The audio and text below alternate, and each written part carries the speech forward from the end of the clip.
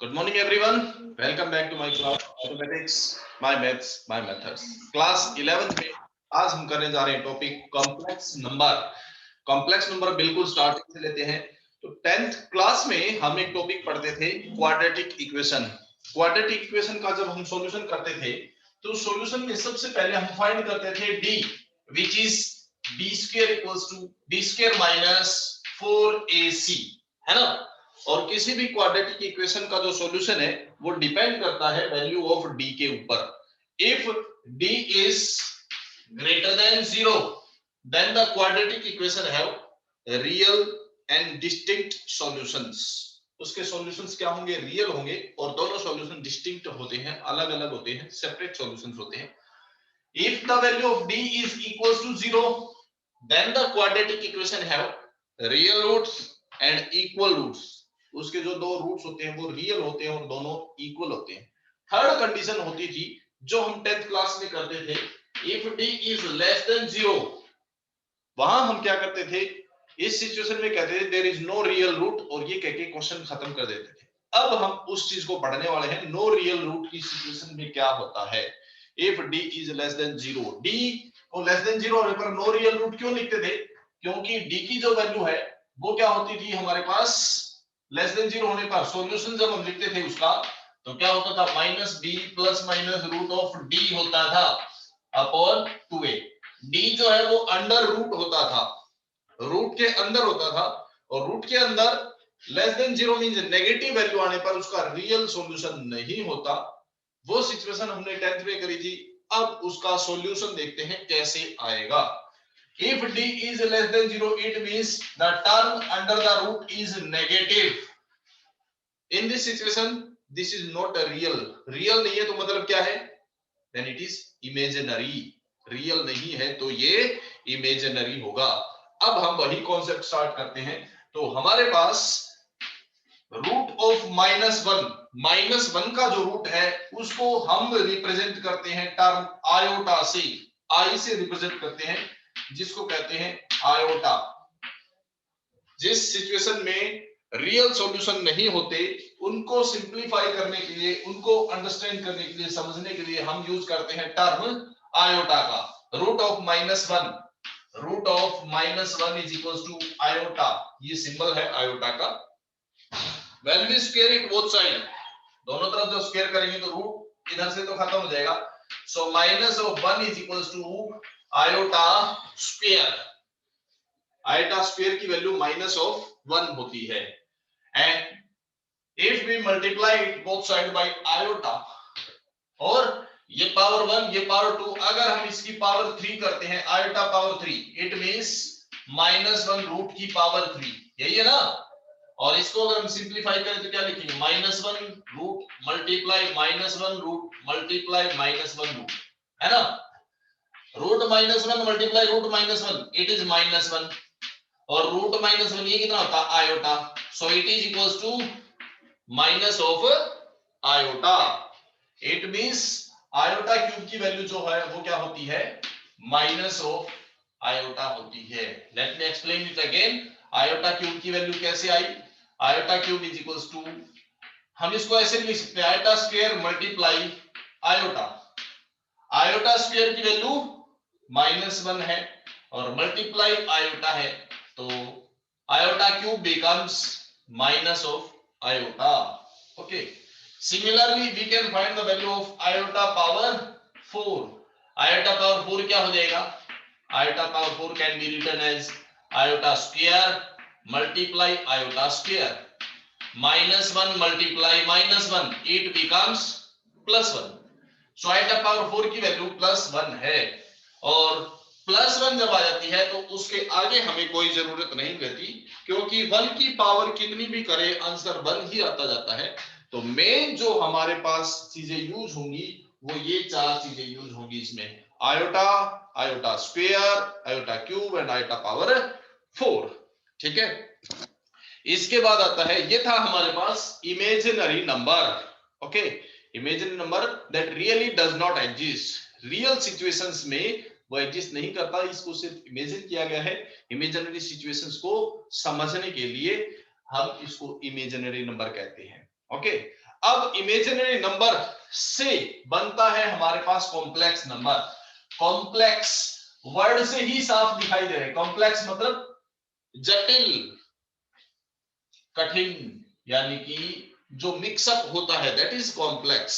तो complex number क्या है? It is mixture of real and imaginary. ठीक है, एक रियल और एक इमेजिनरी पार्ट का मिक्सचर है, a plus iota b।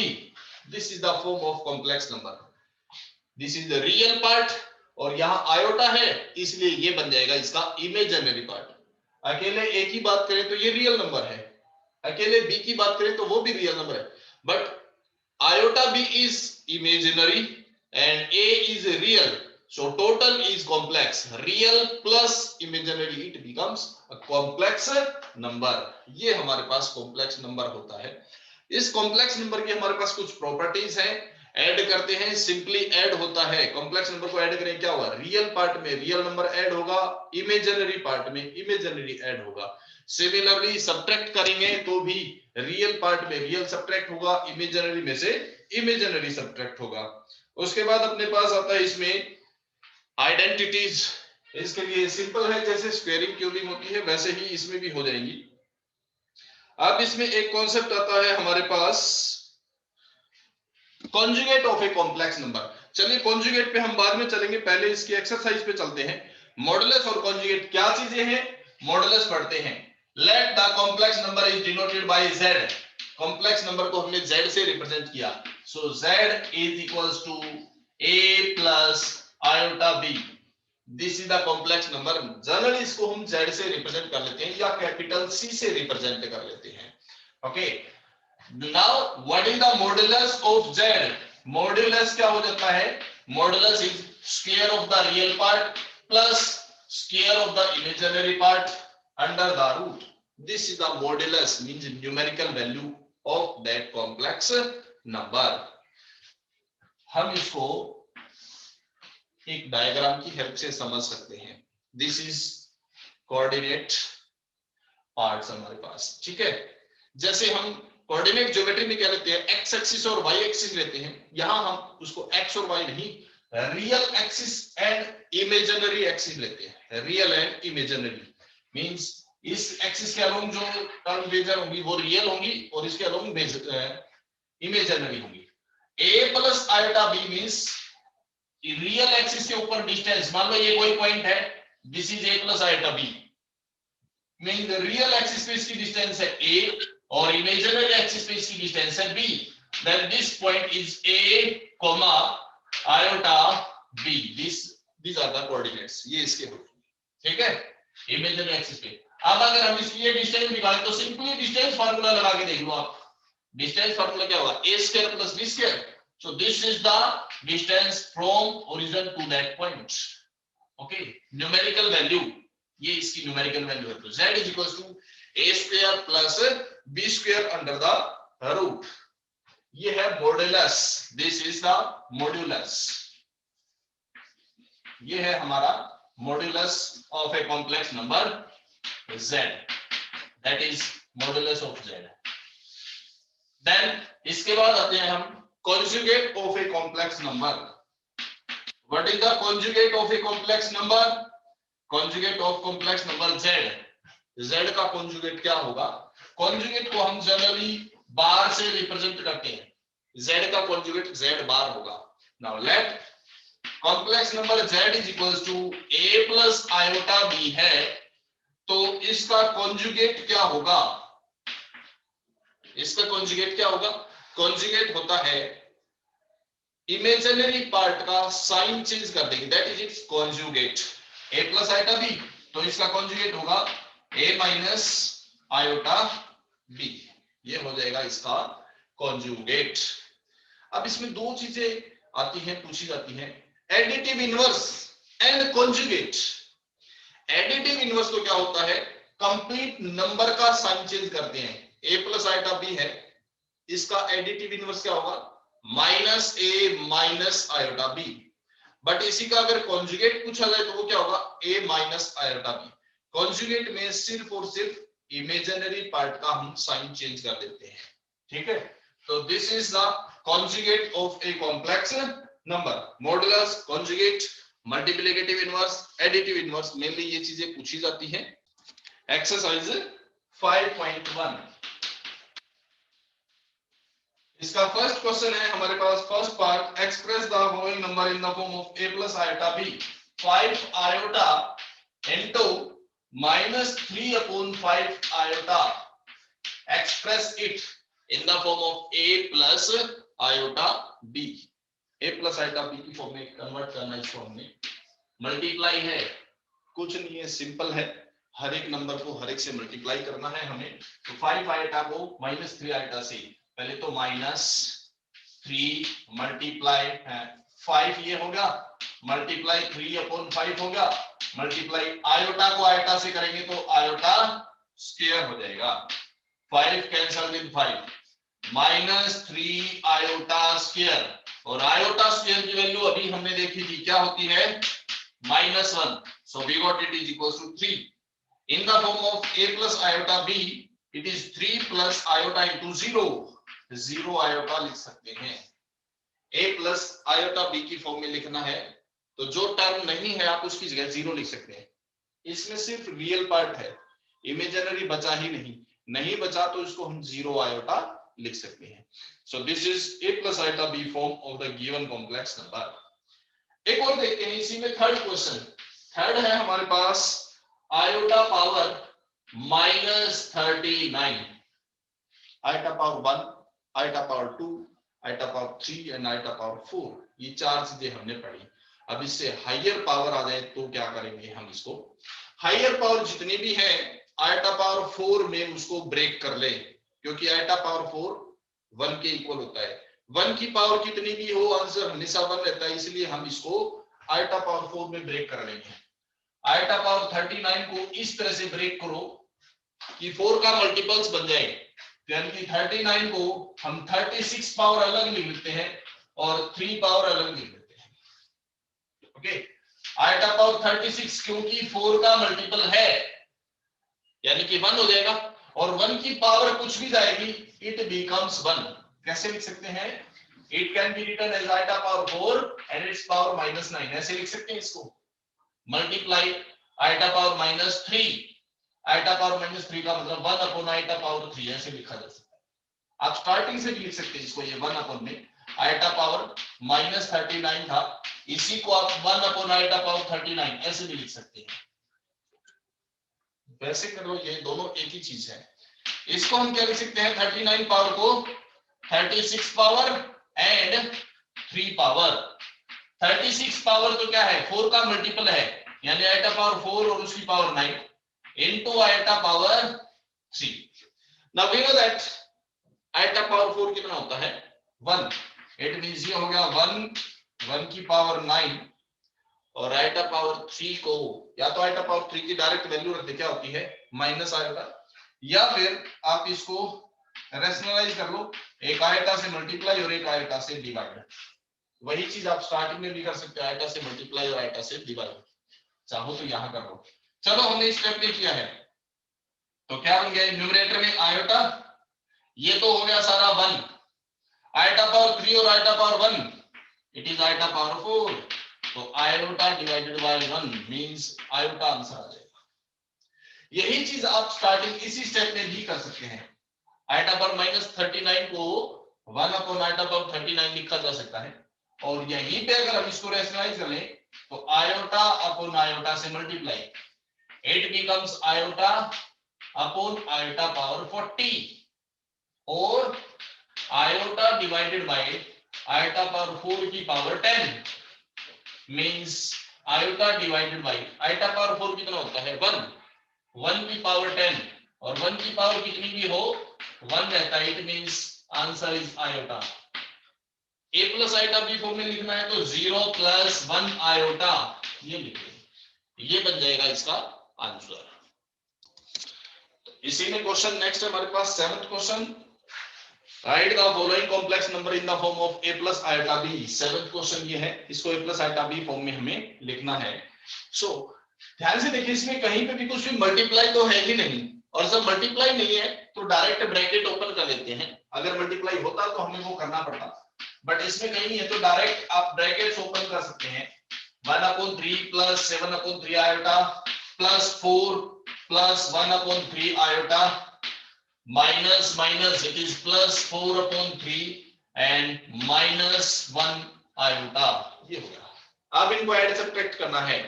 Property बताई थी ऐड और सब्ट्रैक्ट कैसे होता है। रियल पार्ट में रियल ऐड होगा और इमेजिनरी पार्ट में इमेजिनरी। तो रियल पार्ट सारे इकट्ठे कर ले means without iota this is 1/3 then plus 4 then plus 4/3 these are the real parts. अब करते हैं हम इमेजिनरी पार्ट्स को इकट्ठा। Imaginary parts is 7/3 then plus 1/3 and then this is -1 iota common out कर दिया इसमें हमने। बस जस्ट सिंपल ऐड करो एलसीएम 3 हो जाएगा 3 प्लस 12 प्लस 4 17/3 हो जाएगा और आयोटा में क्या बचेगा हमारे पास 3 एलसीएम 7 प्लस 1 8 और -3 5/3 बस ये आ गया आंसर इसका। So we got it is 17/3 and plus 5/3 iota. This is the required a plus iota b form. ये हो जाएगा हमारा क्वेश्चन नंबर 7। इसके बाद इसी में देखिए क्वेश्चन नंबर 8। एक क्वेश्चन है 1 माइनस आयोटा पावर 4। इसको a plus iota b form में लिखना है मींस पावर को हमें एलिमिनेट करना है, खत्म करना है। पावर 4 को कैसे लिखेंगे हम? स्क्वायर का होल स्क्वायर लिख सकते हैं 1 plus iota square and it's whole square. We can write it like this. अंदर से स्क्वायर को ओपन आउट कर दो क्या हो जाएगा a minus b whole square a minus b square it is a square plus b square minus 2ab और इसका whole square as it is. अभी इसमें आयोटा स्क्वायर की वैल्यू पुट अप करते हैं। आयोटा स्क्वायर की वैल्यू क्या होती है -1 so we can write it as -1 और -2 आयोटा एज इट इज। आयोटा की हायर पावर कितनी भी आए उनकी वैल्यू पुट करते चलो इजी होता चलेगा। 1 cancel with -1 -2 iota whole square square कर दो -2 का स्क्वायर 4 और आयोटा का square iota square. Iota square की वैल्यू हमें पता ही है कितनी है -1 so we got the answer is -4। ये हो जाएगा क्वेश्चन नंबर 8। तो इसका जो फाइनल आंसर है वो होगा -4। नेक्स्ट क्वेश्चन 12 है find the multiplicative inverse of the complex number √5 plus 3 iota. So let this complex number is z equals to √5 plus 3 iota. We have to find the multiplicative inverse. Multiplicative inverse क्या होगा भाई इसका? Multiplicative inverse it can be written as 1/z. z का multiplicative inverse और reciprocal भी कह सकते हैं, एक ही चीज है रेसिप्रोकल या मल्टीप्लिकेटिव इनवर्स। क्या होगा 1/z। ओके तो 1/z क्या बनेगा 1/√5 plus 3 आयोटा। ये हो गया इसका multiplicative inverse. But final answer हम यहां नहीं छोड़ेंगे इसका मल्टीप्लिकेटिव इनवर्स ये है नो डाउट। फाइनल आंसर क्या होगा कभी भी हम कॉम्प्लेक्स नंबर में आंसर लिखते टाइम फाइनली उसको फाइनल टच देते टाइम एक चीज ध्यान रखेंगे आयोटा जहां तक पॉसिबल हो जितना हो सकता है आयोटा मींस इमेजिनरी पार्ट को डिनोमिनेटर में ना रखें, इसलिए हम नीचे से आयोटा को एलिमिनेट करेंगे and for that we will rationalize the denominator. Rationalize कर लेते हैं इसको। रैशनलाइज करेंगे तो क्या हो जाएगा √5 प्लस 3 आयोटा था तो -3 आयोटा इससे मल्टीप्लाई और √5 माइनस 3 आयोटा इसी से divide. Numerator is √5 minus 3 iota, denominator is a plus b into a minus b. We got it is a square. A square is 5 minus b square means 3 iota square. यही होगा a plus b into a minus b. A square minus b square. So we got it is √5 minus 3 iota upon 5. 3 का square 9. Iota का square iota square. And we know that iota square की value क्या होती है -1 तो इसको जब हम यहाँ -1 पुट करेंगे तो 9 इंटू -1 बनेगा, माइनस माइनस की मल्टीप्लाई ये बन जाएगा plus, so we can write it as plus. क्या बन गया हमारे पास complex number √5 upon 14 minus 3 upon 14 iota. This is the multiplicative inverse of the given complex number √5 plus 3 iota. ये इसका मल्टीप्लिकेटिव इनवर्स बन जाएगा। तो मल्टीप्लिकेटिव इनवर्स में मेन चीज जो है वो यही याद रखनी है, गिवन कॉम्प्लेक्स नंबर का रेसिप्रोकल उल्टा कर दोगे तो मल्टीप्लिकेटिव इनवर्स होगा, बट आंसर में हम आयोटा इमेजिनरी पार्ट को डिनोमिनेटर में नहीं रखेंगे, इसलिए रैशनलाइज करना उसको जरूरी हो जाएगा। तो ये था हमारे पास क्वेश्चन नंबर 12। तो अगला जो कॉन्सेप्ट है हमारा वो है argument, principal argument and modulus of a complex number. Modulus हमने डिस्कस कर लिया अभी, तो अब हम आर्ग्यूमेंट को डिस्कस करने जा रहे हैं। आर्ग्यूमेंट क्या है? किसी भी कॉम्प्लेक्स नंबर को आर्जेन प्लेन में, जैसे सिंपल कोऑर्डिनेट ज्योमेट्री में एक पॉइंट को शो करने के लिए हम एक्स एक्सिस और वाई एक्सिस के टुवर्ड्स उसको शो करते हैं, इसी तरह कॉम्प्लेक्स नंबर को किसी भी कोऑर्डिनेट में शो करने के लिए हम उसके लिए यूज करते हैं आर्जेन प्लेन। उसके लिए क्या यूज होता है? आर्जेन प्लेन यूज होता है, जिसमें हमारे पास रियल एक्सिस और इमेजिनरी एक्सिस होती है। अब उसमें किसी एक पॉइंट को लोकेट करने के लिए मेनली हमें दो चीजों की जरूरत होती है, एक तो एक्स यानी कि रियल एक्सिस और वाई एक्सिस पे क्या पॉइंट है, या फिर अगर हम इसकी फॉर्म में शो नहीं करना चाहते तो हमें चाहिए ये जो इसकी लाइन है रियल एक्सिस के साथ इसका एंगल कितना है, that is theta, and distance of this line means modulus of that complex number. उसका मॉडुलस और थीटा दो चीजें पता हो तो हम without a and b direct इसको शो कर सकते हैं, इस पॉइंट की पोजीशन को लोकेट कर सकते हैं विदाउट ए एंड बी। हमें अगर इसका मॉडुलस ऑफ जेड, जिसको हम आर से भी रिप्रेजेंट कर लेते हैं, और angle with real axis theta, ये दो चीजें पता हो तो हम इस पॉइंट को लोकेट कर सकते हैं इमेजिनरी और रियल एक्सिस के ऊपर। चलिए अब देखते हैं इस ट्रायंगल में, इन ट्रायंगल OAB ट्रायंगल में अब हम सिंपल ट्रिग्नोमेट्री यूज करते हैं। OAB ट्रायंगल में what is cos of theta? Cos theta आपका क्या होता है? We know that it is base upon hypotenuse. Base means A upon R, यही हो जाएगा। क्रॉस मल्टीप्लाई कर लिया, we got A is equals to R cos theta, and similarly in the same triangle what is sin theta? Sin theta is perpendicular upon hypotenuse means B upon R। अगर R को हम cross multiply करें we got R sin theta is equals to B। Means अगर कोई complex number Z equal to हमारे पास है A plus iota B, then we can write it as A cos theta plus iota sine theta. Iota A की जगह पे क्या लेगा? R cos theta. A is equals to R cos theta and B is equals to R sine theta, तो iota R sine theta. उसी complex number को हम इस फॉर्म में भी लिख सकते हैं, ये फॉर्म कहलाती है पोलर फॉर्म। ठीक है, किसी भी कॉम्प्लेक्स नंबर को आर्जेन प्लेन में, इसको आर्जेन प्लेन बोलते हैं। कोऑर्डिनेट ज्योमेट्री में तो सिंपल होता है, हमारे पास कोऑर्डिनेट प्लेन होता है, यहाँ आर्जेन प्लेन बोला जाता है इसको। तो आर्जेन प्लेन में किसी भी पॉइंट को लोकेट करने के लिए ये हम यूज करते हैं R cos theta and iota R sine theta. जहां पे इसका मॉडुलस क्या हो जाएगा? इसका मॉडुलस अगर आप निकाल के देखेंगे तो आर स्क्वायर दोनों में कॉमन, ठीक है, R square cos square theta plus R square sine square theta under the root, यही होता है ना मॉडुलस।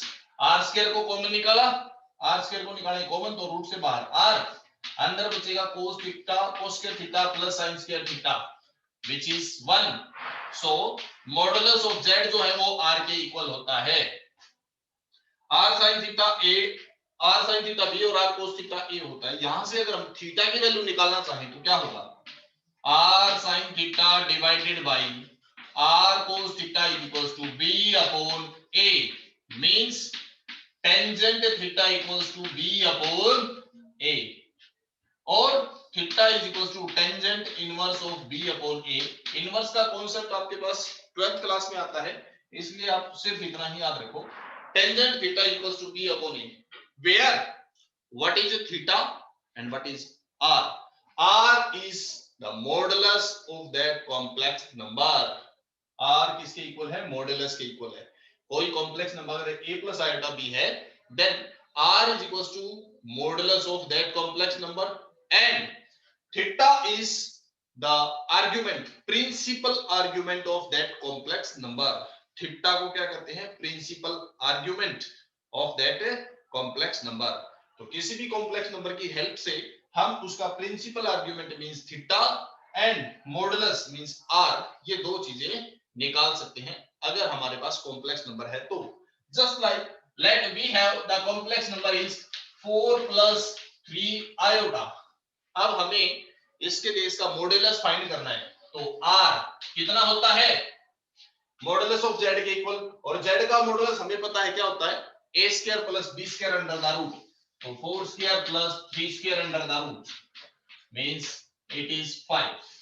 4 स्क्वायर 16, 3 स्क्वायर 9, 25 का रूट करेंगे तो 5 हो जाएगा. And if we want to find theta, principal argument कैसे निकलेगा? Tangent theta equal to b upon a. b is imaginary part, a is real part, so b upon a ये हो जाएगा. अब अगर हमें टेंजेंट में 3 upon 4 कहां है ये वैल्यू पता हो तो हम थीटा निकाल लेंगे. Otherwise tangent theta is equal to this means theta equal to tan inverse of 3 upon 4, ये लिख के इसको छोड़ देंगे. This is the principal argument. तो इस कॉम्प्लेक्स नंबर के लिए प्रिंसिपल आर्गुमेंट क्या बनेगा? tan inverse of 3 upon 4 and the modulus is 5. ये आ जाएगा. तो ये था हमारा प्रिंसिपल आर्गुमेंट और मॉडुलस किसी भी कॉम्प्लेक्स नंबर का कैसे फाइंड किया जाता है. नेक्स्ट क्लास में हम इसके क्वेश्चन लेंगे और इसमें कॉम्प्लेक्स नंबर से रिलेटेड किसी भी क्वाड्रेटिक इक्वेशन को कैसे सॉल्व करेंगे, जो 10th क्लास में हम करते थे जिनके रियल सॉल्यूशन पॉसिबल नहीं थे, अब उनके सॉल्यूशंस हम कॉम्प्लेक्स नंबर की फॉर्म में निकालेंगे. मिलते हैं नेक्स्ट क्लास में. Thank you very much and have a nice day. Bye bye.